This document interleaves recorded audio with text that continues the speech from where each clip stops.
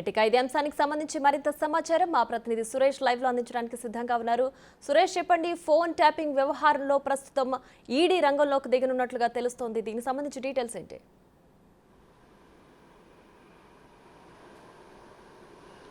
Phone tapping వ్యవహారంలో రాధాకిషన్ అటువంటి task force ఓఎస్డీగా పనిచేసి రాజీనామా చేసిన రాధాకిషన్కి సంబంధించి స్టేట్మెంట్ చాలా కీలకంగా మారబోతుంది. ఎందుకంటే ఆయన బీఆర్ఎస్ పార్టీకి సంబంధించిన డబ్బులన్నీ కూడా ఎలక్షన్ సమయంలో టాస్క్ ఫోర్స్ వాహనాలలోనే తరలించారని చెప్పేసి ఆయన స్టేట్మెంట్ ఇవ్వడం జరిగింది. రిమాండ్ రిపోర్ట్లో కూడా అధికారులు పేర్కొన్నారు. కాబట్టి అసలు ఎన్ని డబ్బులు వాహనాలలో తరలించారు, కోట్ల రూపాయలు ఏ నియోజకవర్గానికి ఎంత డబ్బులు వాహనాల్లో తరలించారనే పూర్తి డీటెయిల్స్ అన్నీ కూడా రాధాకిషన్ వద్ద ఉన్నాయి. కాబట్టి ఇప్పుడు ఈడీ కూడా హవాలా రూపంలో ఇవన్నీ పార్టీ ఫండ్ తరలినట్టు తెలుస్తుంది. కాబట్టి ఈడీ రంగంలోకి దిగి దీనికి సంబంధించి సుమోటోగా కేసు నమోదు చేసి విచారణ చేయబోతున్నట్టు తెలుస్తుంది. ఇక పెద్ద మొత్తంలో వ్యాపారులను కూడా బెదిరింపులకు పాల్పడి నగదును కూడా దోచుకున్నారని చెప్పేసి ఆరోపణలు ఉన్నాయి. కాబట్టి ఎంతమంది వ్యాపారులని బెదిరించారు, వాళ్ళ లిస్ట్ అంతా కూడా దర్యాప్తు బృందం నుంచి ఈడీ సేకరించబోతుంది. ఎందుకంటే కోట్ల రూపాయలు, అసలు వందల కోట్ల రూపాయలని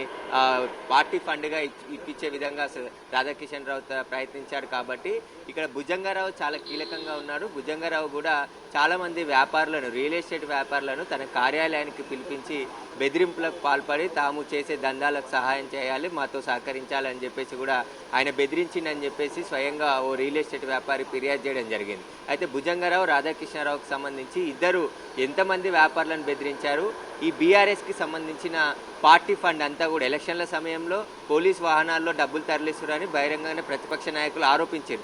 అదే ఇప్పుడు వాస్తవం అయింది. కాబట్టి ఎన్ని కోట్లు తరలించారు, ఎవరెవరి దగ్గర డబ్బులు తీసుకున్నారు, ఈ డబ్బులన్నీ ఎక్కడి నుండి వచ్చాయి, ఏ నియోజకవర్గానికి ఎన్ని కోట్లు తరలించారు, వీటన్నిటిపైన కూడా ఈడీ కేసు నమోదు చేసి దర్యాప్తు చేయబోతున్నట్టు తెలుస్తుంది. ఎందుకంటే ఆ హవాలా రూపంలోనే పెద్ద మొత్తంలో మనీ లాండరింగ్ జరిగి ఉంటుందని చెప్పేసి కూడా గుర్తిస్తున్నారు. దీనికి సంబంధించి ఈడీ రంగంలోకి దిగితే మరింత మంది పేర్లు బయటికి వచ్చే అవకాశం ఉంది. రియల్ ఎస్టేట్ వ్యాపారులకు సంబంధించిన వివరాలు కూడా ఇప్పటికే దర్యాప్తు బృందం సేకరించింది. కాబట్టి వారిని కూడా విచారించి అసలు కోట్ల రూపాయల డబ్బులు ఎందుకు ఇవ్వాల్సి వచ్చింది, ఎవరి ఒత్తిడి మేరకు ఇచ్చారు, అవి ఎక్కడి నుండి వచ్చాయి అసలు అనే దానిపైన ఈడీ దృష్టి సారించబోతుంది. ఇక రాధాకిషన్కి సంబంధించి ఆయనను కస్టడీకి తీసుకొని విచారిస్తే మరిన్ని విషయాలు బయటకు వచ్చే అవకాశం కనబడుతుంది.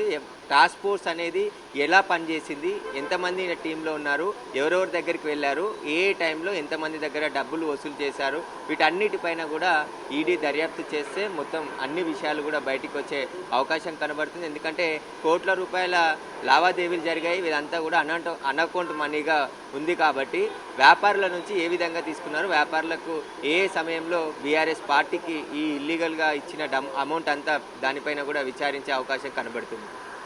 Right Suresh, thanks for the updates.